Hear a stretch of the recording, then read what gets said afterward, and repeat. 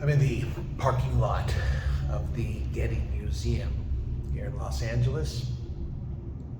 I'm here to check out this lecture that's being given about the secret life of art, the messages and such that may have been codified in various sculptures and paintings and so forth. There's a professor from UC Irvine that's going to be speaking, and I thought I'd come on by because I actually used to do a little work here myself. So back in '99 and 2000, I was teaching a course at UCLA. It was an experimental course, and the idea was that we would take the junior and senior track actors, and 1 week we would spend down in the studio back at UCLA on campus, which is just a couple miles from the Getty Museum. And then the other week we would put everybody into a couple of vans and we'd drive up here to the Getty. And the idea would be that the students would then select a piece of art, any kind of art, learn its provenance, and then develop a theatrical presentation of sorts. Sort of giving the viewer an insight into what may have been occurring right before the captured moment itself, and then what may have occurred after the captured moment. And it was like before, what do you call them? Flash mobs were a thing. Because in essence, that's what we would do. We would rehearse the theatrical presentations or the modern dance pieces, and then we would actually perform them here up at the museum for the various people in the or happened to be at the exhibit checking things out. So just came up the parking lot, and this is actually where the buses used to pull up. So we would pull right up here, the students would all jump out, and we'd get on up, get the day started. More to come. Let's check out the Getty. All right, well, I just came through security, which was kind of cool. And check out these beautiful pieces of art out here. Look at this. Really fascinating. First, of course, you've got this giant, beautiful sculpture, but I really like this the surface pool here. Look at how low the surface tension is. It's basically just a continuous puddle of water, but it covers the entire mass of the space. Brilliant. Now that's odd. That's odd. It's going to be an interesting evening. Nostalgia. So what we would do then is the students would come, and we would basically wait for the tram. Get on that. Oh, okay.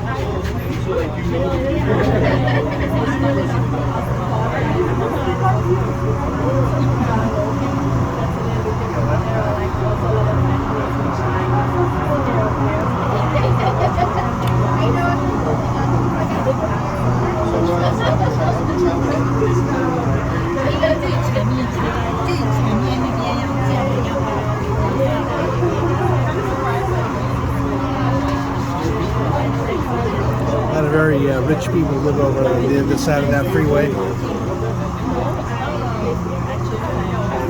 lot of movie stars and the rest. Here on Gilligan's Island.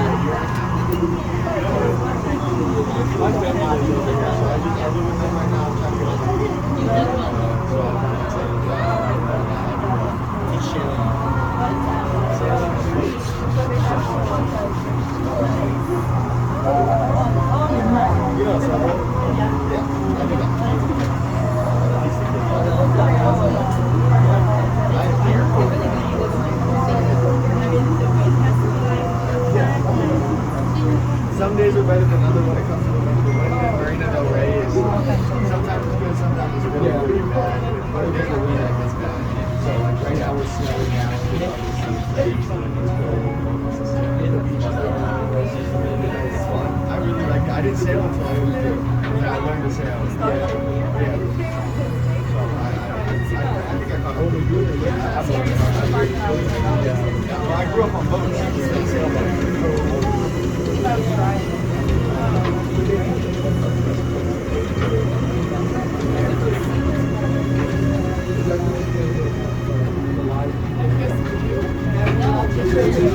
And I remember in the LA fires, this entire valley was caught ablaze.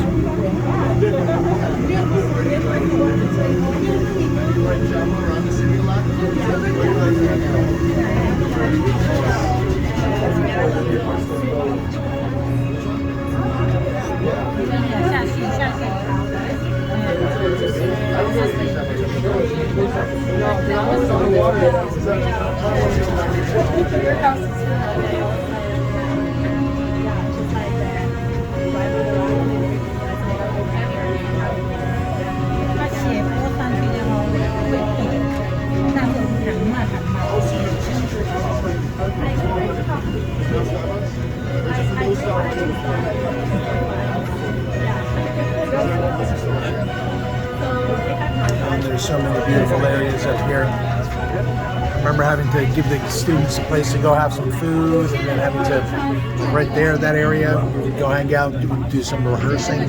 Looks like it's closed now. This area right here is basically where the students would prepare right before they went onto the main campus and to find the exhibit that they're going to be performing at.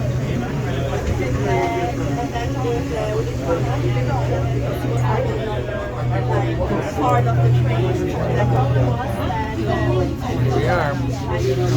Next stop, Rancho Cucamonga.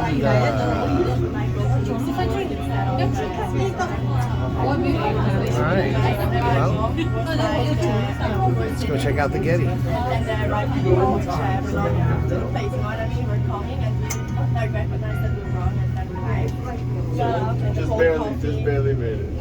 No, we were in the train but the coffee like all over there.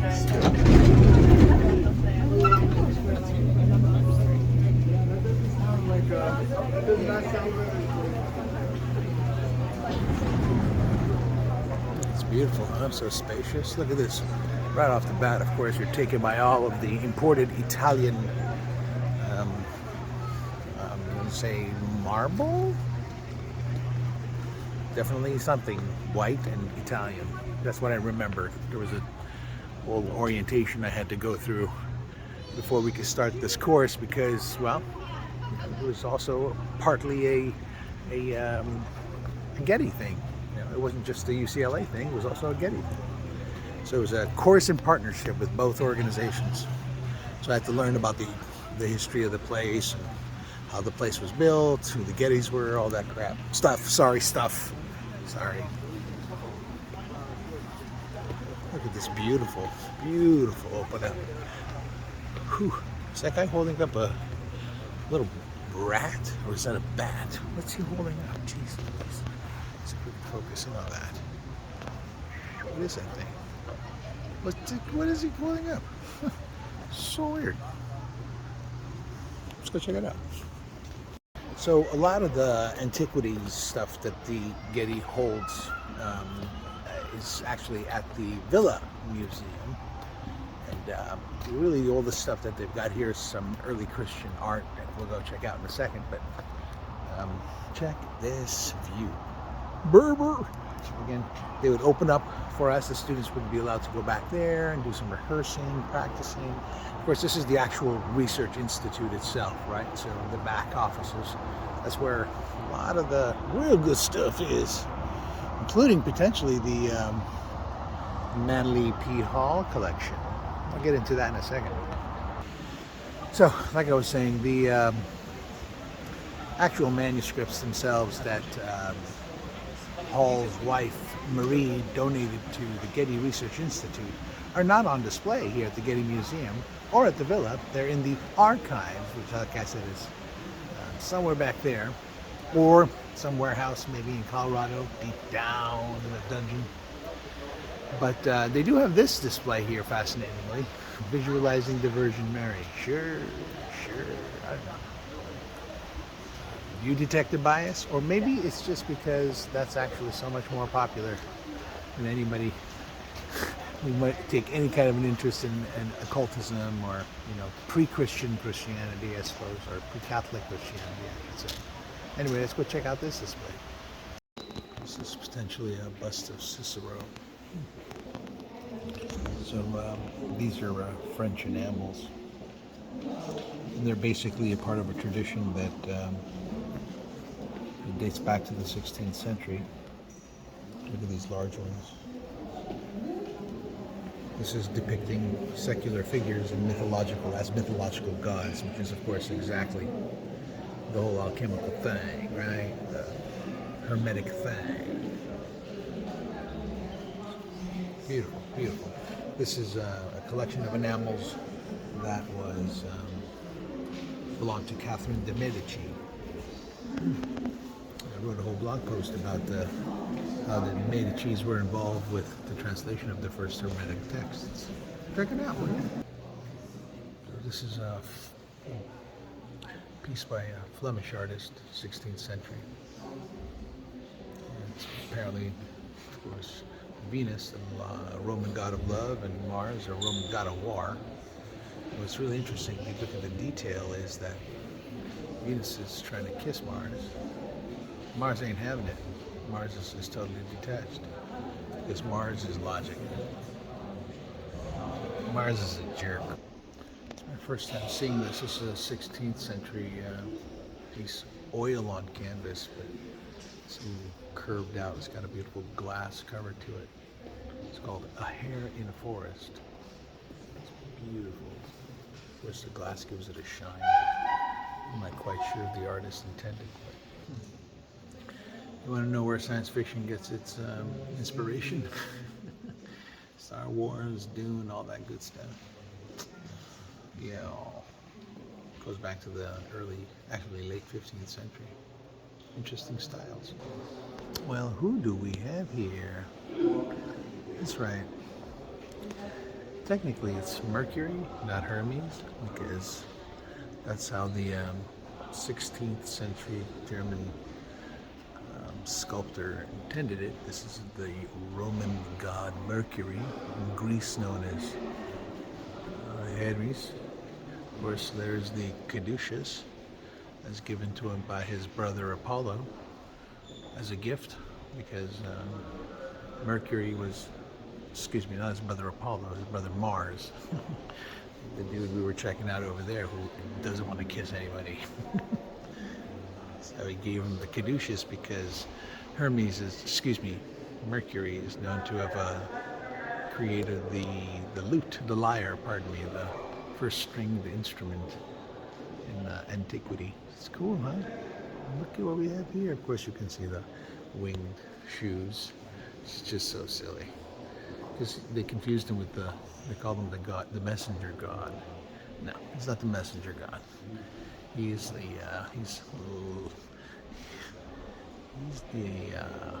hierophant, the go-between. He's like the guy who, what's his name, rows you across the river Styx.